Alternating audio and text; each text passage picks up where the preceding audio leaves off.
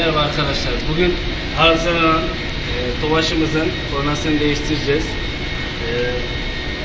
Yeni aldığımız kornamız Seger marka. Tırtık korna. Bu şekilde. Bunları arızalanan kornalarımızda değiştireceğiz. Hadi başlayalım arkadaşlar.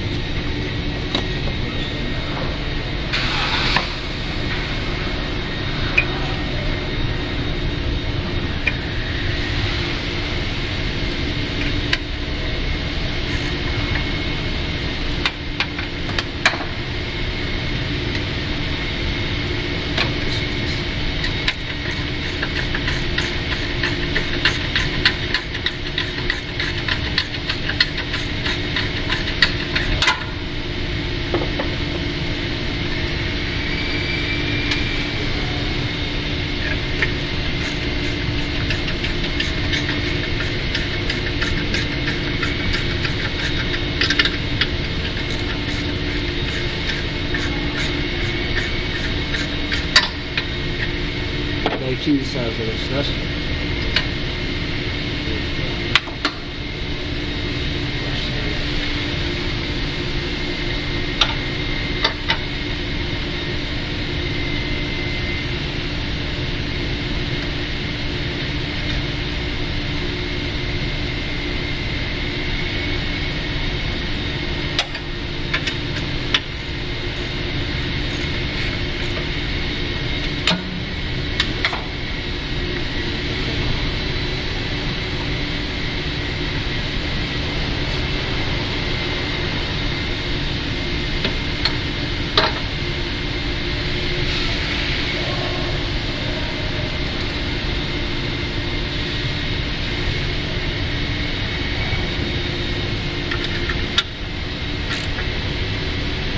İkincisi de tamam arkadaşlar.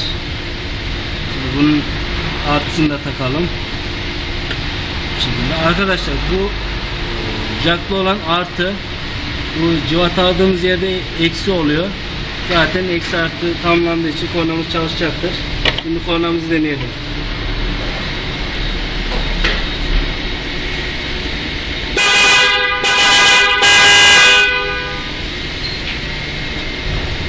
Arkadaşlar videomuzda bu kadar. Beğenip paylaşmayı unutmayınız. Görüşmek üzere.